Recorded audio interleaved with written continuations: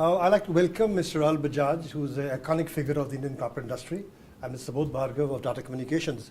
We're going to talk today about the India growth story. I'll straightway go to you, Mr. Bajaj, that you have a reputation in Indian industry of being very straightforward, very outright in your comments, and very honest about what you say. The question that is coming to you is that, is the India growth story over? Is it bruised or battered, or can it come back? That's the honest opinion that we'd like to have from you. Well, as you said, General Sharma, my honest opinion is honest, but it could be wrong. There's no question of the India growth story being over. Nobody said so, and if somebody has said so, he's talking out of his mind. We've had a lower growth from 9% per annum for 4 years to 5% last year. I think this year itself will be around 6%, so the growth again has increased. And there are a lot of reasons to believe. I don't think I have time to go into that. If later on you ask me another question, I'll let you know. Whether it's our entrepreneurs, whether it's our demographic dividend, whether it's the potential for doing better and better because our per capita income is so low, $1,500 per annum. There is enough scope. Yes, we do need better governance and better implementation of policies on which not everybody, but the government and entire business and Indian industry are in agreement. So we know what policies have to be followed by and large. But implementation becomes difficult, and that's linked to weak or poor governance. So there's need for improvement there, and I don't think it can get worse. Okay. So I think there are very good chances things will improve. Thank you very much for the positive note. Mr. Bhargava, would you share the same views as Mr. Bajaj? Well, I think firstly, growth is a very relative term. What do you mean by growth? When the global economy is growing at around 3% plus minus, India growing at 5% is a question mark. Why? I don't understand. Just because earlier we were growing at 8%? Yes, but there were reasons behind that, the backdrop. The global crisis, India came out much more successfully, very quickly, backed by government incentives for stimulating growth. Now, that was not a sustainable outlook, which actually resulted in inflation going up, interest going up, and investment coming down and resulting in a lower growth. Okay. Because that subsidization was not sustainable, it had to reverse. Some of those concessions have already been withdrawn. Interest rate went up, inflation, etc. But if you look at it, the short term and the long term, on both sides, the growth story is likely to go back to the original definition of 8%. The short term, there is very clear-cut demand which continues in India. The consumer household expenditure is 55%, savings at 35%. So with 1.2 billion people, or 1.3 now people say, the growth story for consumer elements don't go out. There is a short-term correction taking place globally in terms of commodity prices, okay, which will put little lesser pressure on the deficit and thus improve the inflation and therefore go back to investment. In the long term, whether you look at the demography of the Indian young youth, or you look at the government actions in terms of some of the measures which have been taken. In fact, government has taken a huge political risk by deregulating the pricing of petroleum products. There have been some other initiatives like FDI in retail. There have been more focus on, and fortunately this year, good monsoon. So I think the growth to a higher level than 5 would certainly be there. But to say the current level is not growth is in itself is an error. Okay, I take the point, both of you being positive. Now picking up from what you said, and I'll raise this point to Mr. Bajaj, the kind of fractured polity which was there in India, it seems to be getting more and more, tenders. In that context, when you talked about structural reforms, Mr. Bajaj, you see that it is possible to still build a consensus in the kind of environment that the political system is going to go for some of the difficult and painful reforms which people feel are imperative. And this is in my mind, a complicated question. We can have different answers.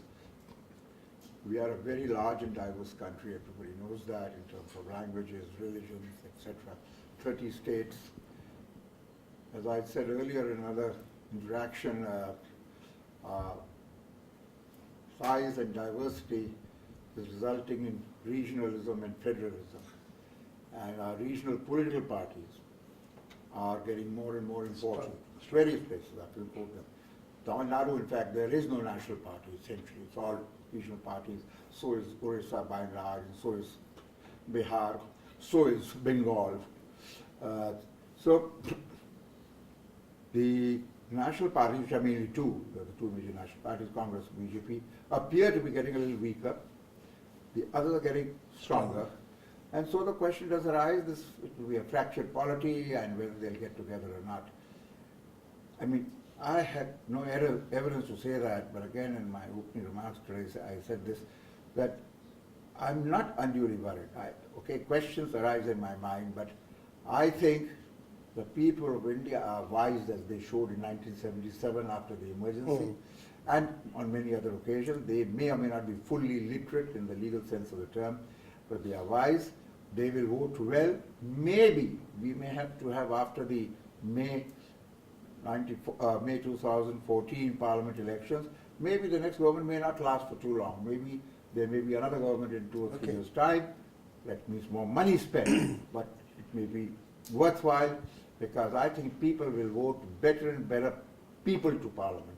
Means not criminals who have been coming for various reasons till now. People will vote now more for growth, development and law and order, and not just based on caste and being paid money to vote for a particular candidate. Okay. I see clear signs of that happening, but these things take time. Okay. Mr. Bhargava, you mentioned some time back in a thing that political reform and economic reform are interlinked, they're coupled together. I would like to dilate on what you mean by political reform. Are you talking about the single party system? What is this political reform which is doable, which is coupled with economic reform? Let me first say that in terms of economic policy, there is already a consensus. There is no reversal of 91 policy of globalization, opening up, and the rest is all a parliamentary jugglery which goes on a political platform.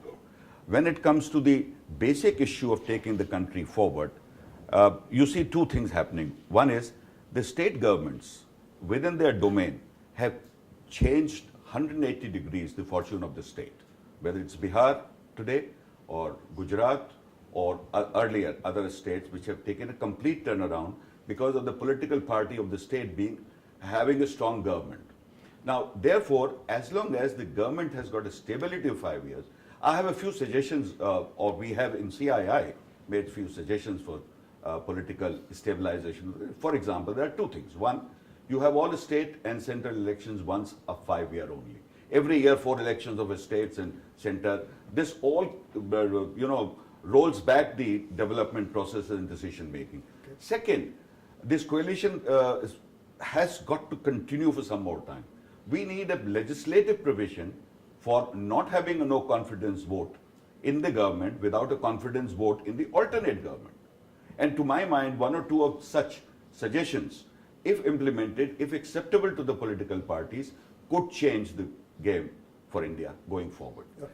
Third thing which is very important in India, in politics and election, is the funding.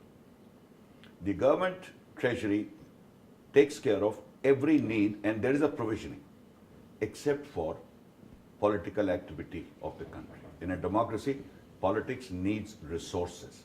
There is no provision. And I think we need to legalize, legitimate expenditure for the political activity, including election, where today we have a vacuum, a black hole. Thank you very much for that. Coming back to the regional context, Mr. Bajaj, just recently there have been 2-3 very interesting incidents taken place. One is the visit by the Chinese premier, and he made India his first stop, which is a political message possibly there.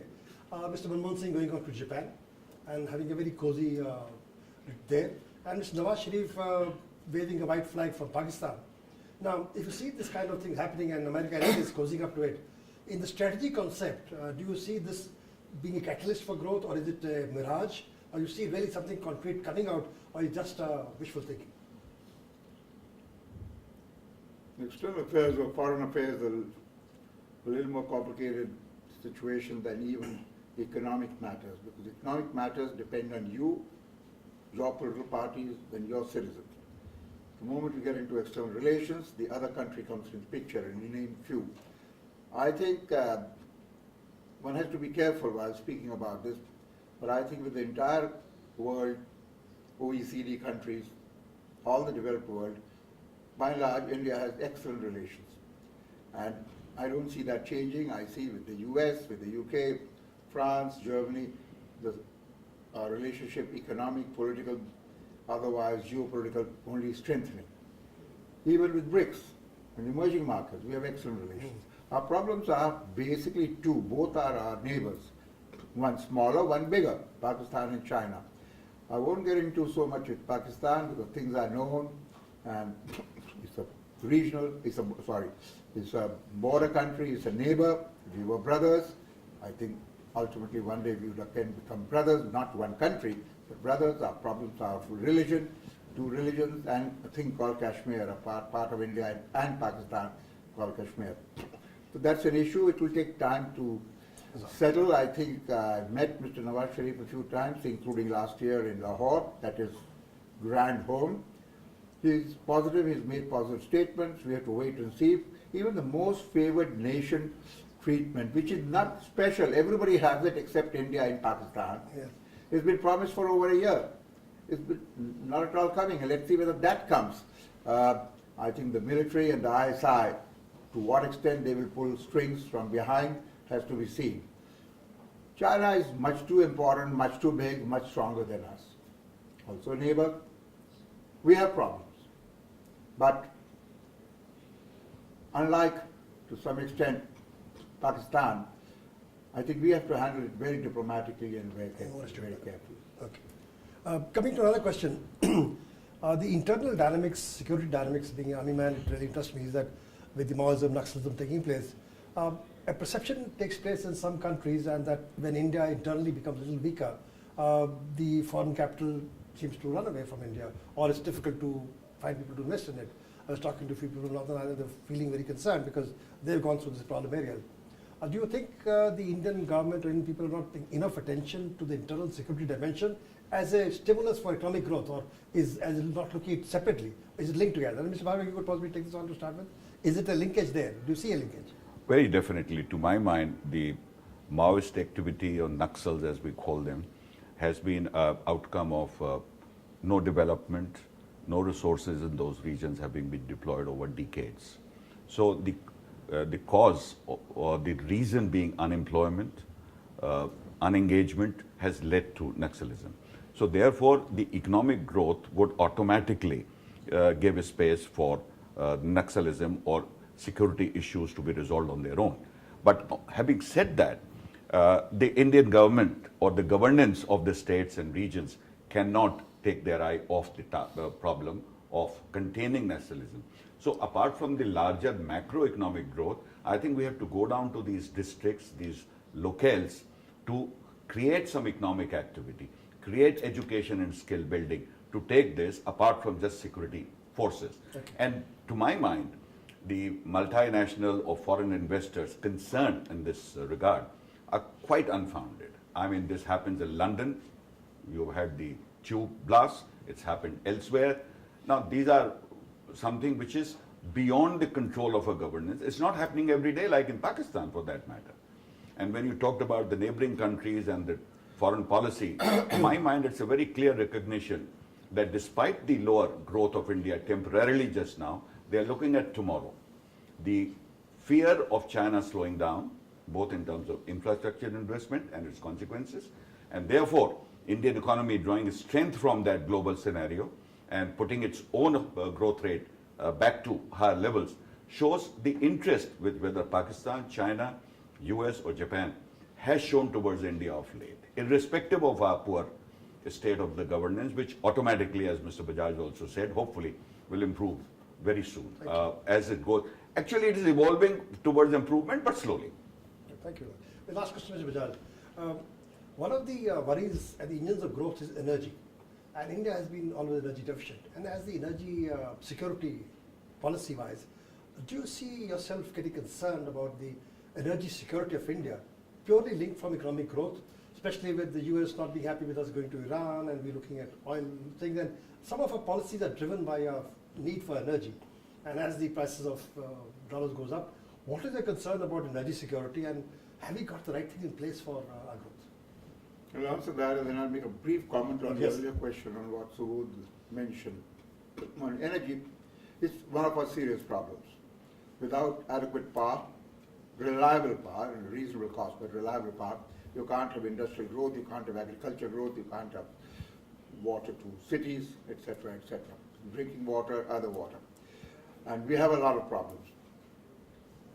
Our oil minister just recently made a statement, I don't know how accurate it is, that India is, relatively speaking, floating on gas and oil. And what we need is more exploration, we'll have more oil and gas, and then of course refining capacity is not such an issue, and that can be created. We already have some refining capacity. And instead of, I mean, I don't think we'll be able to export that, but our today major single item of import is crude oil. And if that substantially goes down, obviously our current account deficit problem would be reduced. So I think exploration and to get the oil and gas out of it is an issue. Now, there's not enough time here to get into how to do it. In fact, the oil minister said, because we are not paying the right price for the oil, the crude, that's why it's happening. And there are others who are saying, you're supporting industry. Absolutely. Saying that. Absolutely. So I won't get into that debate, but I would say energy is an important area to look at. Brief answer to your earlier question. I agree broadly with Subodh when he said Naxalites, Maoism, this is not by and large hurting the multinational corporation working in India. There are other things which are hurting.